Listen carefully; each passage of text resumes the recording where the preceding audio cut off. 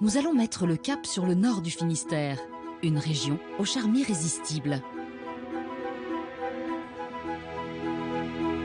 Les sites naturels protégés sont nombreux. Côtes bordées de petites îles plongées dans une eau bleu turquoise et villes accueillantes comme à Landerneau, au fond de la rade de Brest.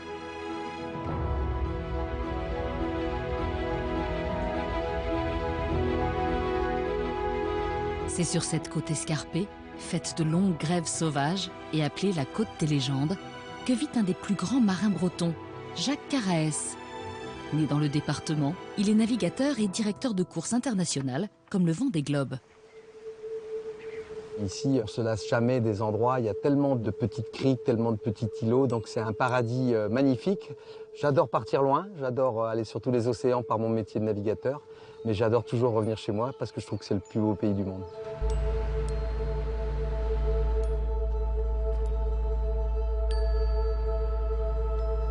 Pour cette promenade en mer, Jacques est en compagnie d'une autre enfant du pays, Gaïd Leneil, guide du pays des Abers, mot celtique signifiant estuaire. Il se dirige vers l'île Vierge, desservie chaque jour par une navette fluviale. Gaïd et Jacques accostent sur l'île, située à 1 km des côtes. Le phare planté sur ce site rocailleux est le plus haut d'Europe et le plus haut en pierre de taille du monde. L'intérieur est tapissé de 12 500 précieux carreaux d'opaline. La montée des 397 marches n'effraie pas Gaïd et Jacques. Ils savent que dans quelques instants, ils vont voir l'un des plus beaux paysages du Finistère. Viens voir Jacques. Ah, waouh! C'est extraordinaire, toute cette côte-là. Vue de si haut, on est à combien de hauteur là pour toi? On est à 70 mètres. Et tu sais, moi je me souviens bien de venir ici gamin avec les copains, copines. On était copains avec les gardiens de phare. On venait leur faire des visites, souvent l'été plutôt d'ailleurs. Et ils nous filaient la clé, on pouvait monter jusqu'ici. Ah ouais. Et c'était forcément magique, quoi. Ça c'est extraordinaire. Et c'est vrai que l'automatisation a fait que du coup il n'y en a plus, mais c'était des moments extraordinaires à partager avec ces gens-là. On a envie de regarder en l'air là. Ouais, alors dis-moi, la lentille Gaïd, elle est posée sur un bain de mercure, je crois. Exactement, ça permet en fait à la lanterne de tourner sur elle-même pour pouvoir balayer l'horizon. Et grâce à ça, on va avoir une rotation parfaite. Ça donne un éclat tous les 5 secondes, et c'est ça la marque de ce phare de l'île Vierge. Un éclat blanc toutes les 5 secondes, c'est sa signature lumineuse et c'est comme ça que les navigateurs vont se repérer. Quasiment 27 000 nautiques de portée, donc on la voit à presque 50 km. C'est ça, en fait. donc ça fait mi-manche. Donc effectivement, Mi-manche. quand on est au milieu de la Manche, on aperçoit par des bonnes conditions le feu de ce phare. Bon et toi Jacques, qui navigue énormément, est-ce que tu t'es déjà servi des phares pour te repérer? Ah bah bien sûr, c'est pas parce qu'on a des GPS et des positions satellites très précises que les phares ne servent plus, bien au contraire. En plus, dans la brume, ils cornent, donc on les entend aussi, donc c'est très important. Et puis si un jour tu as une défaillance électrique sur ton bateau ou que tu n'as plus de batterie, ben, c'est encore le vieux phare avec son feu qui va nous tirer d'affaire, surtout dans des régions comme on est ici qui sont hyper mal pavées. Donc je pense que le phare de l'île Vierge, comme bien d'autres, ont toujours leur utilité. Et il est là pour encore un bon moment, je pense. J'espère, ouais.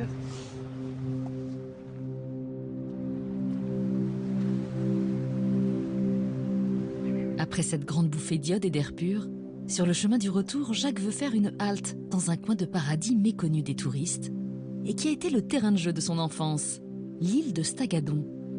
Avec sa plage de sable blanc et son gîte, ce minuscule îlot est un havre de paix aux allures d'île de Robinson Crusoe. Bon alors, c'est quoi ça? Ah bah sur Staggadon, cette île paradisiaque, on ne peut pas venir sans les fruits des Abers, les huîtres. Ah bah là c'est parfait, on y va alors. C'est le père Jaouen, un prêtre jésuite disparu il y a quelques années, qui a fait de l'île un lieu de repos et de retraite pour les jeunes touchés par la drogue et marginalisés. Bon alors ici, Staggadon, c'est clairement l'île du Père Jaouen, non?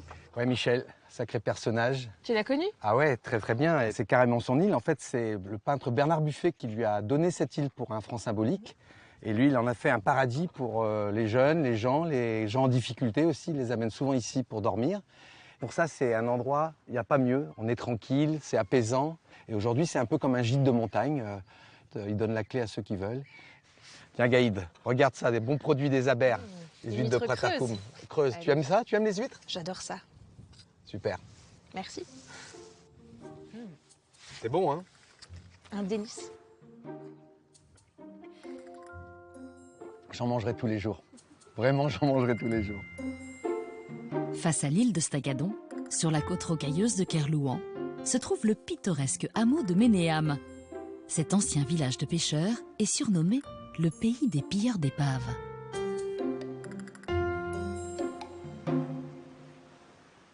Toi qui connais bien les Antilles, les couleurs là, ça doit te parler? Les couleurs, c'est comme les Antilles, mais il ne faut pas mettre le pied dans l'eau. C'est un peu plus froid ici. C'est assez inhospitalier, mais en même temps, c'est magique, c'est beau.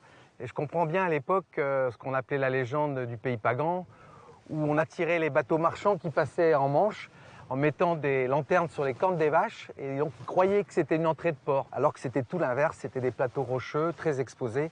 Et finalement, ils s'échouaient brutalement et ils étaient pillés après par les gens du pays pagan, comme on dit, Les paganises. les paganistes. Oui. Voilà. C'était un mode de fonctionnement de vie ici, puisqu'ils vivaient de pas grand-chose. C'est une belle aubaine pour les habitants de la côte, hein. On peut récupérer le bois des bateaux pour se chauffer, peut-être même des trésors. Et justement, ils avaient pleine vue sur ce qui se passe ici, hein, vu qu'ils sont juste derrière. On peut aller voir à quoi on ça ira ressemble, voir ça, justement, ouais. là où ils C'est habitent. intéressant. La pierre ici, il y en a partout, hein, t'as vu? Il y a même plein de petites maisons comme celle qui est en face de nous, là. C'était les matériaux du moment aussi, sûrement. Bah oui, on faisait avec ce qu'on avait, hein. Il y a eu jusqu'à 80 personnes à habiter ici.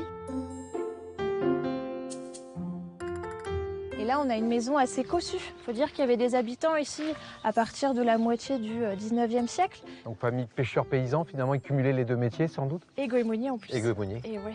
On va Et voir là, l'intérieur? Ouais, on peut aller voir ce qu'il y a à l'intérieur. Il y a une belle surprise. Ah, Gaïd, alors c'est ça qu'on appelle les lits clos, Gaïd? Exactement. Ici, au moins, on a de quoi se réchauffer parce que dans les maisons, quand même, il faisait pas bien chaud. Heureusement, avec tout le bois qu'il y a ici. Ouais, c'est incroyable, comme il faut pas être trop claustrophobe, mais ça devait être d'une efficacité redoutable. Exact. Parce que tu imagines bien ici, tout le monde vivait en même temps, hein, toute la famille vivait ensemble. Et comme ça permettait d'avoir un petit peu d'intimité. Et en plus, ils sont surélevés. Donc ça permettait d'éviter d'être en contact avec l'humidité du sol, qui était en terre battue. Hein. Et on pouvait comme ça caler en dessous des meubles pour pouvoir ranger le linge ou bien tout le matériel important pour la maison. Et les ouvertures plutôt côté sud. Bah ouais, on va chercher le soleil et la chaleur là où elle est. Et les murs du nord, hein, on les ferme et on peut mettre les grosses armoires et les lits clos ici. Il y avait beaucoup de bon sens dans tout ça, finalement.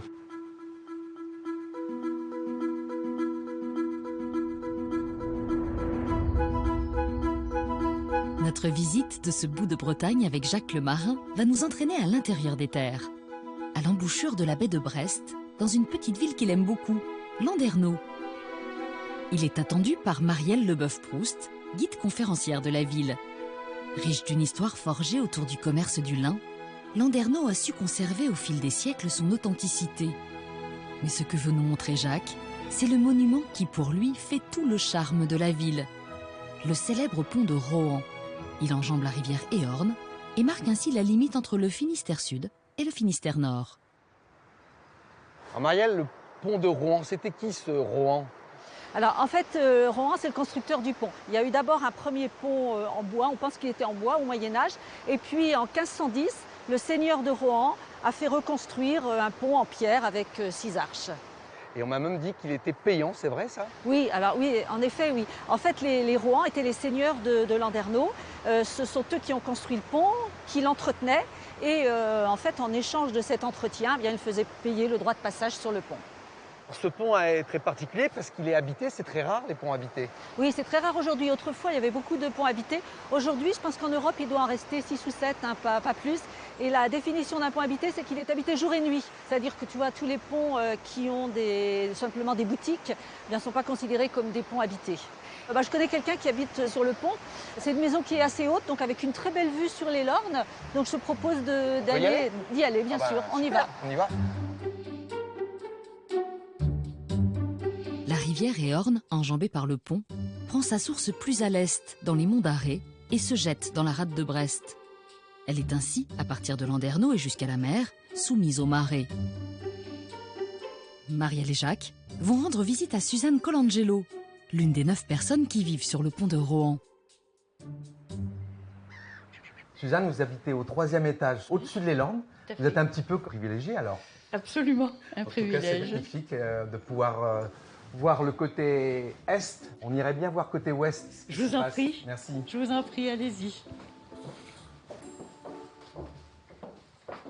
Suzanne, là, on est plein ouest. Vous devez voir des superbes couchers de soleil, je suppose. Magnifique. C'est bien agréable, je le reconnais. Oui, oui, absolument. C'est un bel endroit et on se rend bien compte du lit de la rivière et des difficultés maritimes aussi, parce que finalement, c'était des zones d'échouage. Exactement, Ouais. oui. On voit que c'est le spécialiste de la navigation qui parle, là. Hein. Bah, ça me fait toujours penser à ça, c'est Oui, sûr. oui, oui, oui. Et d'ailleurs, j'aimerais C'est une bien, histoire, hein. remonter à la voile, parce que je pense qu'on peut encore remonter à la Alors, voile. aujourd'hui, finalement, avec toute cette vase, hein, c'est quand même un gros problème. Mais c'est ça qui fait la qualité aussi des navigations, c'est qu'il ne faut pas que ça soit toujours trop facile. Donc je pense que D'accord. moi, je serais assez tenté de le faire. Ah ben écoutez, je vous encourage. Et si vous le faites un jour, en tout cas, vous me viendrai faites vous voir. signe, oui, que je puisse vous faire un petit coucou de la Bien sûr. fenêtre. Bah, merci beaucoup, Suzanne, de Non, mais je votre vous en prie. accueil. Et le Finistère n'a pas fini de nous surprendre. Après le pont de Rohan, Jacques nous entraîne plus au sud, vers un autre joyau de la région, le somptueux château de Trévarez. Le domaine du château s'étend sur plus de 85 hectares d'un parc forestier et floral. Achevé en 1907, il est l'un des derniers châteaux construits en France.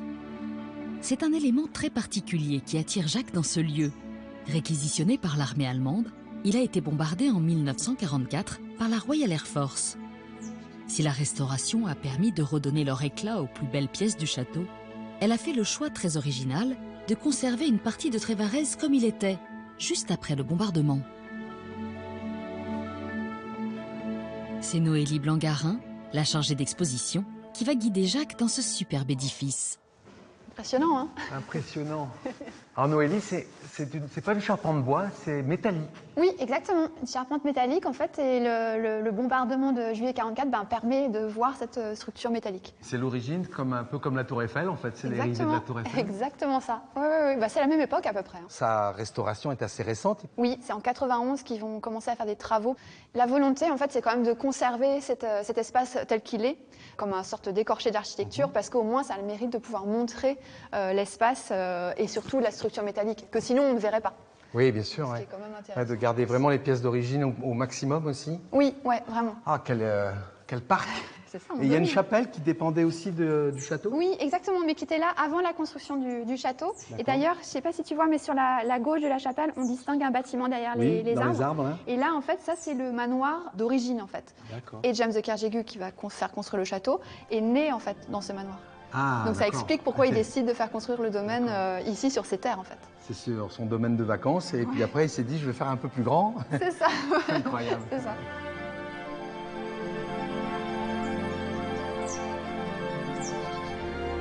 Noélie l'entraîne dans les sous-sols du bâtiment, qui attendent eux aussi une restauration. Alors là, c'est un endroit qui est interdit au public, normalement. Ah oui, Donc c'est pas vraiment- encore sécurisé. À l'époque, 80 personnes pouvaient travailler sur le domaine, et les sous-sols de 920 mètres carrés abritaient la grande cuisine du château, avec son four gigantesque. Ah, c'est énorme. Oui, hein. Oh là là, en effet.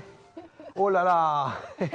C'est ça la cuisine, du coup. C'est ça. Tu vois, c'est pour ça, hein, Ah oui. le temps a fait son œuvre. Incroyable. Ouais. Et moi, ce que je trouve intéressant aussi, c'est de voir qu'on a encore quand même le sol avec les carreaux de faïence. Mhm. Et tu vois ici notamment les plaintes qui sont courbes. Ah oui. Donc ça permettait de nettoyer à grande eau. Ah oui. Ça, c'était une nouveauté. Ah oui, pour c'est vrai que l'époque. c'était déjà bien moderne, en fait, pour l'époque. Oui. Ouais, c'est étonnant de voir ça dans l'état actuel. Enfin, ça me fait penser, moi, au Titanic. Le Titanic, c'est 1912 et Trévarez 1907. Donc on est dans cet même esprit. oui. Le Titanic, il repose au fond de l'eau, et mais on c'est un peu retrouve ça. Ouais. On a la même atmosphère, en fait. Ouais. Ah, c'est étonnant.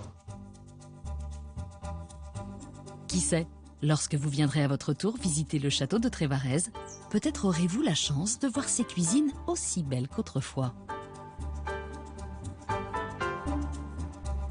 Après cette balade terrestre, Jacques souhaite maintenant nous montrer, tout près de chez lui, un endroit où l'on élève un mollusque d'exception, typique des côtes nord du Finistère, l'ormeau. En mer, il retrouve Frédéric Laurence, l'un des responsables d'une ferme aquacole qui cultive les ormeaux. Pendant 3 ans, les mollusques vont vivre dans ces grandes cages immergées en eau profonde.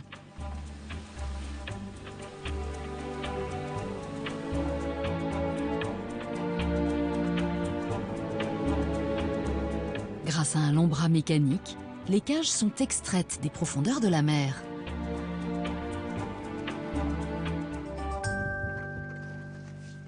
Ah, il y a du monde là-dedans. Alors là, il y en a à peu près 500. Donc ils vont se cacher dans les coupelles comme ça, ils se sentent en sécurité, protégés. Et dès qu'ils ont faim, ils vont venir brouter l'algue qui va être disponible au milieu de la cage. Ouais, c'est un sacré pied, hein.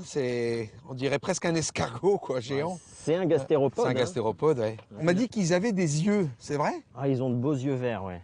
Là, on Regarde, hop. Là, si on le prend dans la main comme ça, tu vas pouvoir voir ses yeux. Là, il est un peu stressé, mais il va sortir la tête. Ouais. Et hop, là, c'est 2 petits points verts. Ah ouais, dis donc. Ah, c'est incroyable. Bah là, il te fait un clin d'œil, tu vois. Ça doit être une femelle, celle-là. Alors Fred, là, ils ont quel âge ces ormeaux là? 3 ans à peu près? Un peu plus de 3 ans, voilà. D'accord. Donc, il va être disponible à la vente d'ici quelques mois. Et ça mange combien de kilos d'algues? Je pense que quand je vois tout ce que vous récoltez, c'est... Bon, on récolte un peu plus de 140 tonnes d'algues par an. C'est-à-dire que pour faire 1 kilo d'ormeaux, il va nous falloir à peu près une vingtaine de kilos d'algues. Ah, ça croûte quand même, Ah, ça broute. ça broute énormément. Ah, c'est étonnant. Bon, bah maintenant, ils ont bien mérité de manger un peu. On va leur apporter de l'algue. Tu veux m'aider? Ah ben, avec plaisir. Bon, écoute, Allez, vas-y. on nourrit. Donc, on va leur en mettre pour 3 semaines à peu près. Et au bout de 3 semaines, tout ça, c'est digéré. Ah, tout ça, ça va être digéré.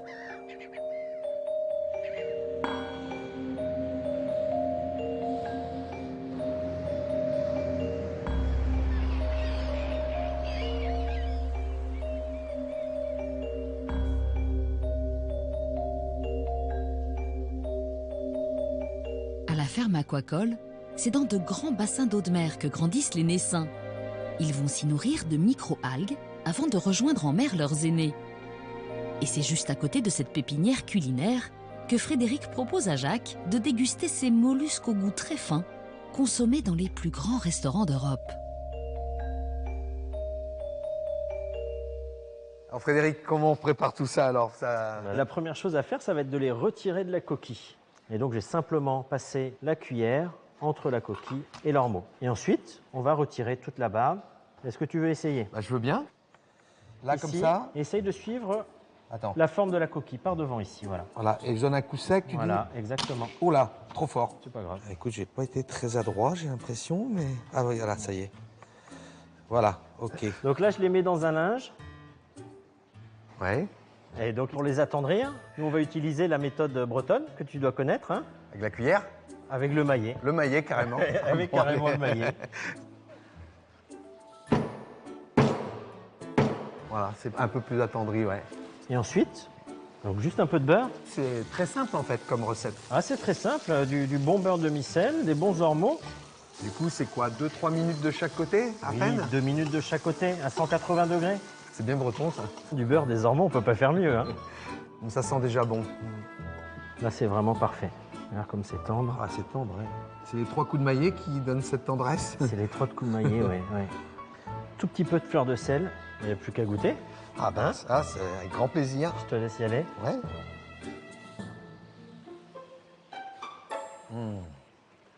Ouais, c'est exceptionnel.